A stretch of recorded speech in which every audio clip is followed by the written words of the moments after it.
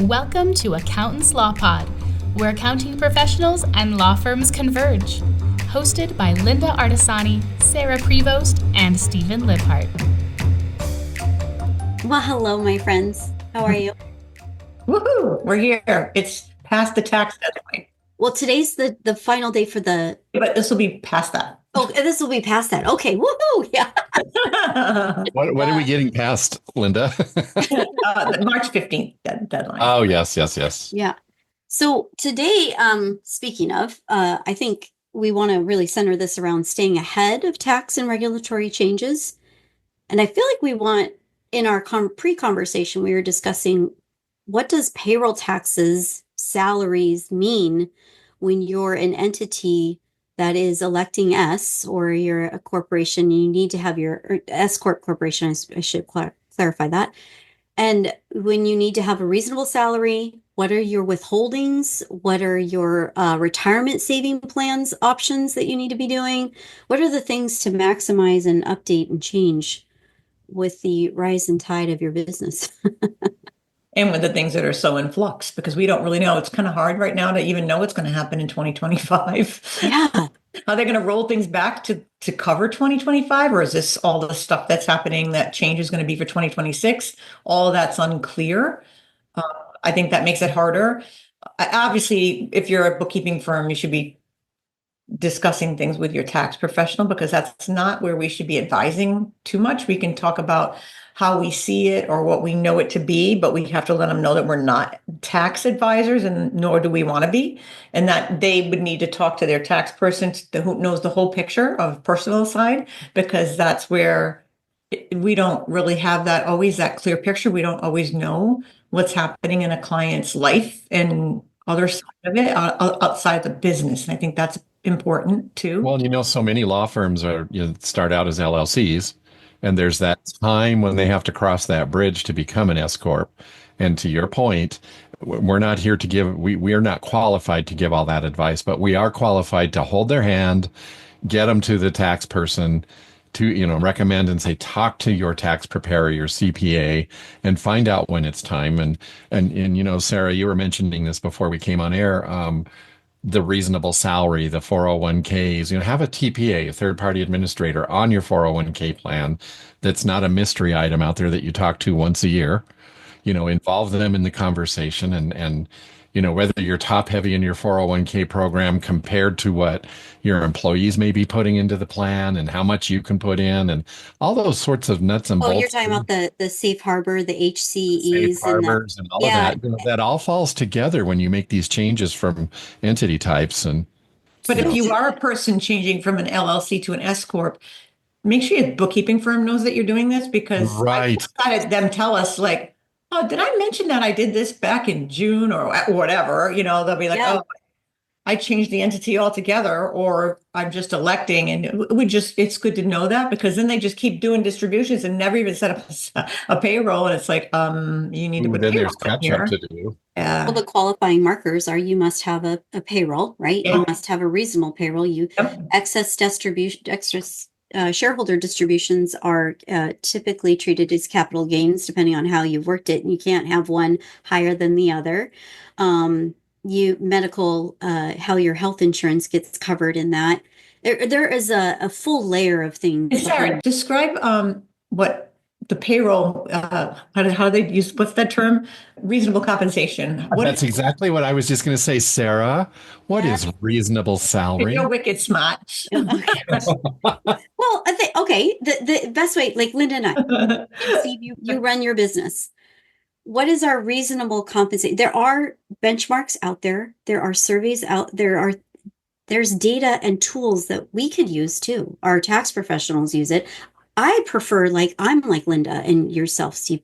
Let's lean into the tax professional, because Linda's personal situation to my personal situation is different.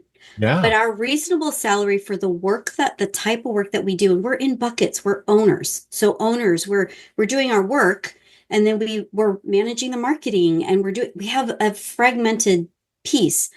Reasonable is a mix of all of these things pulled together, in addition to, and it's not unlike this to happen to myself, is we work with a tax professional and they're like, hey, Sarah, we want the withholdings for taxes to be X because this state taxes this way and this federal taxes this way.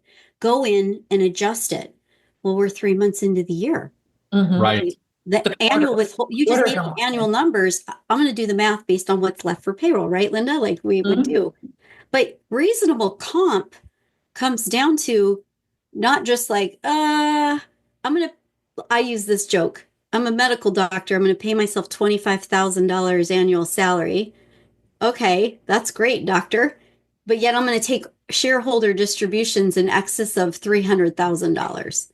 Oh no, sorry. Now you've just created a huge problem. Everything has to be reclassed. And why would you want to do that anyway? Why would you want to do that?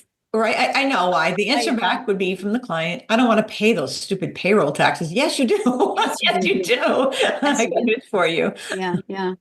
And then the other thing, Steve, let us know because Linda and I've seen this. Sometimes the entity structure makes sense on paper that you would be, say, an LLC electing us, but you're a partnership and you want to pay yourselves in this other convoluted way. That doesn't seem to make sense for you to remain Well, you know what, that what we're structure. running into in this niche, this legal niche, is there's a lot of, and I want to say this in total respect. I don't want to sound wonky on this, I guess is the best word, but there's a lot of law firms who really focus deeply and intensely on making sure that every penny is fair to both partners, all three partners, however many of them are in there, and that every penny is accounted for and nobody gets more than the other, or the billable hours ratios, and there's all these different things that go into their thought process. And so that falls into what you were just that touches what you were just talking about. I mean, it gets all convoluted and you've got to educate them on it and hold their hand on it. But again, we're not the experts on when they should do it, when they should switch over, or how they should do it. But to your point, Linda, and you've said this so many times before, include us when you make the change. Yeah, but they don't always. I don't know why. They're like, oh yeah, I guess I should have told you that. Right. Yeah, you should have. Yeah. Should have told you. Yeah. But we keep saying we're not the experts. We are the facilitators. We're the And facilitators. we are an expert in the sense of We do know a lot, but we just know a lot. tax advise because that's not our place, really. I mean, you want a tax advisor for that. You want somebody that studies tax and knows everything. That's what they do. You don't want a bookkeeping or accounting firm doing that for you unless they are a tax accountant doing your taxes and they understand the whole picture. There's a lot to know. I mean, we have a lot of clients that are partnerships and then they pay out to their corporation, and then the corporation is where their payroll comes out of. They have a separate file for just that. So you have that scenario in a lot of firms. That's how they handle it. They don't want to be paying self-employment tax, which you don't. So I think that some of that is part of it, but I think really the conversation should be had with your tax person. And if we're a good accounting firm, we should be part of it. But a lot of times they don't include us, and I don't know why. I don't know why, because we're all on flat fee. It doesn't cost any more to have us there to the client. So why aren't we included in the conversation? I love this question, Linda, because why would you undervalue the person that has to facilitate the most and make the records be in balance for the proper reporting at your end? Well, and I think it's our relationship with them. We have to continually tell them, include us in the process so we can do this for you. We had a firm last week that wanted to do profit sharing by the deadline, and they were struggling with it. And so I helped them out, even though that's not our role, but I was able to get into their servicing program and get them to the right person and hold their hand and say, make sure and keep me in the loop on this because I'm going to have some bookkeeping work to do for you on these profit sharing numbers, so that we can include it in your KPIs and all those things and that they're on the books properly for your tax person. So the best answer I have to your point, Linda, is it's a constant dialogue with the client saying, include us in any changes, include us in the process, Yeah. But you can bang your head against the wall and keep saying exactly. it. You're still inheriting it. It's so funny. Yeah. It's like when we're doing initial call with a client and we're talking about the services we provide, we mention that, and they're always so relieved to know that we'll be able to talk directly with, because sometimes the client doesn't know how to answer some of the questions that are Right. asked by the tax Right. person, and we'll be able to help with the answers. And they're so relieved that we'd be there, but then they don't include us in it at all. And oh, didn't I tell you I filed a tax return already? No. Maybe you should have asked, because what if the records weren't complete? Maybe you have not answered this 15 questions that we have. You've ignored it, and now you went and gave it to the tax person. And why hasn't the tax person come back to me? What do they do with things that are in like ask category? No clue what they do with that. Well, they can't do much. I mean, you have to put it somewhere, right? They But have to be putting it somewhere. Yeah. the thing that's also, I think, to the title of our topic, the thing that's also really important, and Linda said this earlier, we're the business owners as well. So we may not be giving the actual tax file. We're not filing those forms that you need to make those elected entity structure changes, nor would we. But in the same breath, we have to have a pulse on all the regulation changes that are happening. And there's a lot that goes on with establishing the proper 401k that works best for you. There's a lot that goes on with establishing movement within your staff who moves from state to state. Are you set up for that state? I have quite a bit of emails right now of things that need to be addressed to support someone who has people in multiple states, and our own experience of dealing with multiple state jurisdictional things. One state is different than the other. So there's a lot that goes into not just an entity change or a regulation change. There's a lot of accounting, to your point, Steve, that needs to happen. And I guess what we're saying is we've raised our hand. We want to be there with you as your friend and advocate and ensure that we're following the dollars that are being spent in these areas. And we might know something before the tax person. So it might be a best conversation for us. We work with so many law firms between the three of us and our teams and all that. We work with so many law firms. We hear things. We hear that a tax law, that their CPA, law firm X said that their CPA said this or that. And we have this information. And so we can just say, have you considered, or have you talked to your tax person about, they don't have to know that this other firm told us this, but, for confidentiality, but we can sound like we are on the team, and we're interested and we care, and, get them directed to the right place. Cause like you said, Linda, a lot of times they're afraid. They don't know. They don't know what they don't know. I mean, we've had conversations where we've talked to some of the attorneys that have maybe a kid of age that they could pay. And I mean, this is something that's kind of falls under tax advice, but you might say to them, you have a child and maybe the kid can come in and shred papers or do something in the office where you can pay that child and put that money away for your child. It's an idea. I like that. Your tax person about, look, I'm not telling you what to do. This is just something you may not have known about. I just had a conversation this morning with a client because he had money and he's like, I had money at the end of the year. And the tax person said to me, why didn't you spend it on something instead of giving it to the government? I'm like, okay, let's look at it. And he's just a write-up client that I have that I just do the paperwork for, really. And I saw he had some, and I was happy for him because he hasn't had anything. And I was happy for him. But then on the other side, he has to pay taxes on that money. Yeah, you do. That's always interesting. And that's the one reason why I think a lot of people get out of being tax preparers is they want to do the advisory work, but they don't want to be the bad news bringer at the end of the year where we're like, yeah, you do have to pay taxes.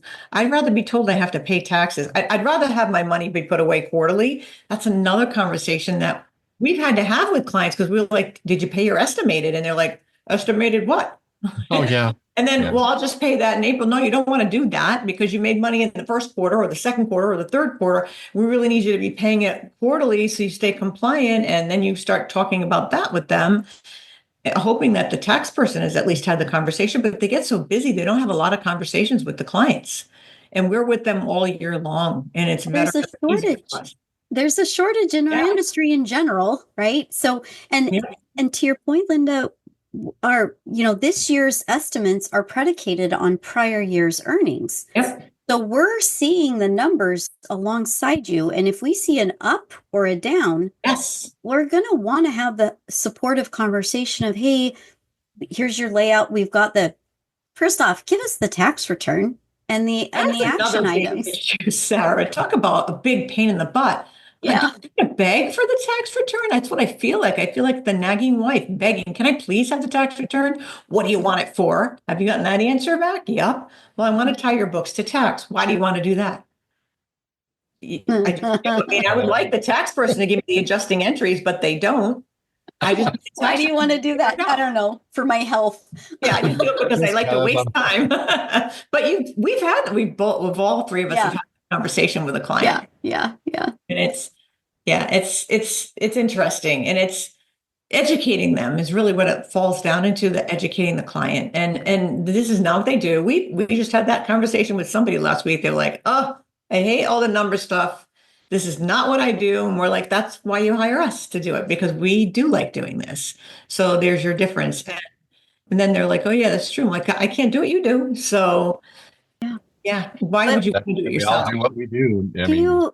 Do you both feel, I do feel, I'm not saying personally as of right now, but in my journey, I have felt underappreciated for the lack of knowledge, or the assumed lack of knowledge, because I'm not a CPA or I'm not an EA. Hey, I have a business. I have to work to the same damn things you do. Yeah. I have to do that. Yeah, I you don't play in get the same sandbox. You don't get the same level of respect at all. Zero. No. You do not.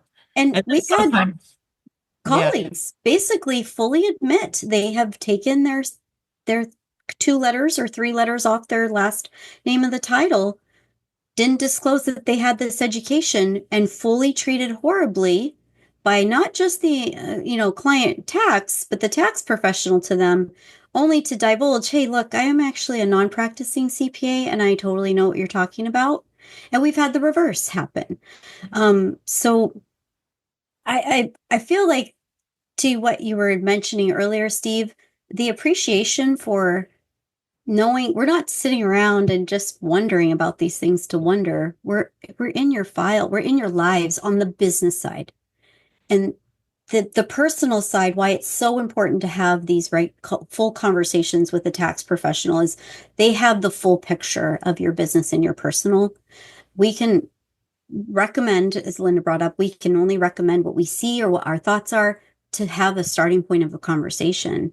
It's in your best interest to talk to, like you would a peer, another business owner. And that's what we are. We're just talking to you as business owner to business owner. Well, and I have such a respect for the tax preparers and CPAs. I really do. Oh my gosh, I'd bow to their shadow.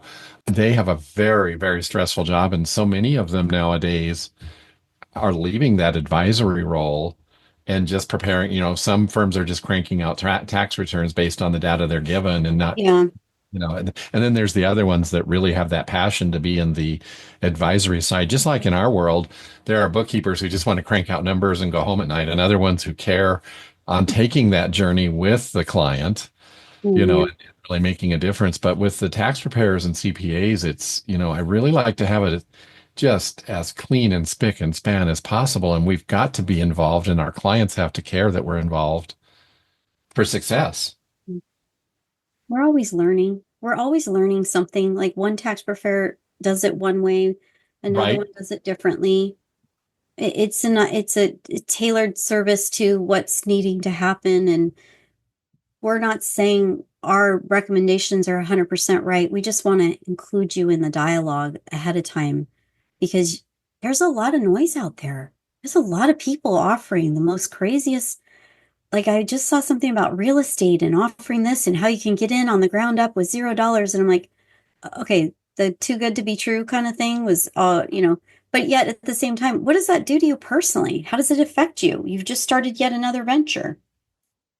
How many more layers of tax forms do you need plopped onto your return and complexity? Well, TikTok says. Oh, yeah. Well, let's boil it down to one little subject: cost receivables on law firm books. Some tax preparers / CPAs like to have it on the profit and loss as an expense, and other ones like to have it on the balance sheet as a cost receivables. I prefer cost receivables because it is a loan to your clients. It's not a revenue source for the firm. There's always that discussion that you have of when you write it off, if you have it on the P&L as an expense item, when you write it off, you don't get a tax benefit. It's, you're in a service business, Mr. Lawyer. You're not selling widgets. You're not manufacturing. You don't have inventory, and that's always a tough one. That's just one little example. And so I like to have that discussion with a brand new client and their CPA. This is what we are recommending on this side of the books, but it's up to you, what you want to do. But it's amazing how many attorneys don't understand that. What are your thoughts? Well, I like to go back to what it says on the IRS's website about whether it should be advanced client costs or not. But we kind of take it case by case because it's really, I often wonder when I see it upside down, like I see a huge amount in the income and not in the books, or the opposite. Like how does the tax person account for that? Because it has to be accounted for in some manner. And sometimes you can find a journal entry where they've done a journal entry it's across to the next year and they put it in WIP and then they reverse it out because it's been on the books. But it's always interesting because when we had a firm one time that they wrote everything off in the year that they paid for it. And then they took it all as income in the years and I don't know how that was managed that way, but it was. And we talked to the tax person and they said, oh yeah, and he was fully aware of it. I'm like, every time they win a contingency case, this is going to be a big win because they're going to have all those expenses recaptured as income. And he said, yep, we're aware of that. I'm like, okay. Well, So they would write off the advanced client costs in the year that they occurred? They wrote expensed it as billable expense when they paid for it. And then they put it as billable expense income when they won the case. Wow. And it was a long-standing, old firm that had been doing it that way for years. And that might have been a process back in the day too. Like, who knows if that was an old method? It seems to be like making a chart of accounts in caps. But you can see the old file, and as soon as you see that, you're like, oh, this is old. Like one that says personnel on it, or there's trigger words that you see that you're like, oh, this is a really old file. And then it's been an existing firm for 50, 60 years or whatever. And this is the way it's been. And I don't know how you would even make that changeover other than they would have to like start in 1 year and I guess that's what I would think. I would think the same. Yeah. The thing that just for the listeners to kind of understand is when you're taking expenses that you're advancing on behalf of a client that you have not billed for or been awarded settlement on that case, and you're putting that on the financial statement of a profit and loss, you're assuming those expenses in that year. And then that settlement happens the next year, or your bill for it in the next year, you have no offset to that. Is what we're saying, because your revenue is in there. So you've inflated the revenue or you've inflated the expenses is the simple way to say that. And as far as tax planning and all of these things that we started off with, that is a really hard piece to follow and understand when we're looking at, okay, you own the business. Now, how do we plan for you with this method of accounting? And so I'm like in the same line of thought, but of course we work for the same team. So I would be in the same line of thought is we would have to draw a line in the sand and decide this year going forward, it's going to have to work like this. But we have found certain tax professionals that aren't as maybe experienced in this at this level that we're at. There might be a different advisory method. And we're not saying that's wrong either. It wouldn't be in our place to say it, but we'd want to bring to light all of these types of scenarios so we can help you understand it. And that's where kind of the value of it is basically we're in doing the heavy lifting. There's a prescription being written at the end of the year. We're just lifting it up to have that prescribed method happen. As simple as I could put it. Yeah, like Steve said, they're mini loans. I mean, if law firm's paying for the expenses, but a lot of times they've got the retainer, so they actually are holding the money. Not always, though. If it's personal injury, it could be totally different. It could be a lot of heavy lifting in the front of the file, and then you win it. And as we know, a lot of those cases go forward, and they do win when they go against the insurance. The insurance pays out. It's interesting. That's always a hard practice area to kind of get the help with cash flow for sure. Exactly. They do spend a lot of money up for client expenses. So that's got to be a big conversation about cash flow. And if you're expensing it all in the year, I mean, it's going to make how do you plan your years? How do you plan in that scenario? We have had some attorneys, basically they incur the costs, but they'll bill the client. It's part of the engagement of, this is on contingency, but these costs are going to be billed as incurred. And that's fine to do too. I think that's a supportive method because that's a good, yeah. It's a good way of doing the work, right? But you have to, again, on the accounting side of it, the bookkeeping side of it, where's the expense? Is it tracked correctly? When is it going to get billed? What is the cadence for which that would happen so that the cash flow is not that far out? I mean, if you're going to pay, to a physician, let's say on a case, $4,000 and something dollars, the client also has to be ready to pay that bill. Well, and with cost receivable on the balance sheet also can tell you some things, like maybe you're sitting on top of some bills that have not been billed to the client. And as you watch that grow and you see that cost receivable grow, that can be a red flag. Also, is it posted on the bills? Tying it back every month. Yeah. Whereas when you expense it and you're writing it off and doing all of that on the P&L side, it just is a little bit too gray for me. Yeah. But going back also to the whole planning session of it and how can we assist with, is this the right structure? I mean, we've seen it before where you're electing S, your partnership, you want to pay differently. You have to unwind the S because you need to go back to this other structure. Or, if you're in that structure, what are you doing to facilitate being compliant and all the things? And then what are the regulations that surround certain, to your point, 401k, all of these things, profit share. There's so much behind this whole piece. And then, of course, the advanced client costs. We've just got a lot of stuff that, not just us, I mean, anyone in our profession participates in helping facilitate and help maintain properly. So just get a walnut cracker and crack it open. That's what I think of. Follow Text Twitter on Twitter or whatever, X. Whatever the heck it's called. Text Twitter. Yeah. There's a lot of good stuff there, though, really. Yeah. Not on TikTok. They'll counter. What's funny is they'll. No, not TikTok, on X. Yeah, no, but I'm just saying what's happening on TikTok with this poor advice. TikTok is not a good, reliable one, I don't think. I'm sure there's some good advice. Oh, it's not. But I'm saying what they do on the Tax Twitter channel is combat the bad advice that's happening on TikTok, which is actually hysterically funny. Yeah, it's funny. Yeah. I mean, sometimes you'd have to understand the humor in our profession too, a little bit deeper, because you'll read it as a layman and go, okay, whatever. But for us, they came out with I'm an accountant and we Googled that. We're like, oh, I didn't know this was a thing. Remember on TikTok, I was like, oh, okay. I will say what's interesting, speaking on the TikTok topic, I met somebody this weekend who their banking institution, which is a major one, has changed how long the funds are available if checks are written in the business name or in their name due to the problem with TikTok and the whole check writing problem. Wow. And it's sad. That's how bad advice can be, so far out of control that regulations have to change and go back to what they used to be.